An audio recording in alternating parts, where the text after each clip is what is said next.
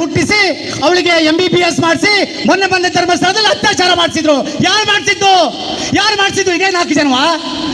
ಹುಟ್ಟದೇ ಇರ್ತಂತ ಹೆಣ್ಣು ಮಗಳ ಮೇಲೆ ಅತ್ಯಾಚಾರ ಆಗಿದೆ. ಎಷ್ಟು ಡಂಬಾಚಾರದ ಮಾತನಾಡ್ತಾರೆ ಲೆಕ್ಕ ಹಾಕಿ. ಅನನ್ಯ ಭಟ್ ಅನ್ನೋ ಮಗಳೇ ಇರಲಿಲ್ಲ ನಿಮಗೆ, ಯಾಕಮ್ಮ ಸುಳ್ಳು ಹೇಳಿದ್ರಿ?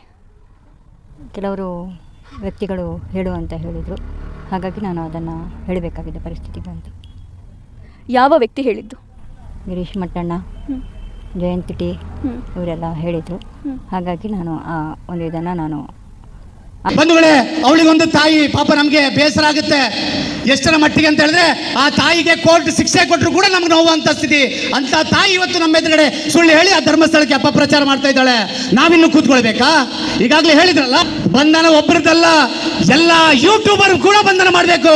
ಯಾವ ನಮ್ಮ ದೇವಸ್ಥಾನವನ್ನು ಅಪಪ್ರಚಾರ ಮಾಡ್ತಾ ಇದ್ದಾರೆ ಎಲ್ಲ ಯೂಟ್ಯೂಬರ್ನ ಅರೆಸ್ಟ್ ಮಾಡಬೇಕು ಬಂಧುಗಳೇ. ಇದು ನಮ್ಮ ಆಗ್ರಹ ಬಂಧುಗಳೇ.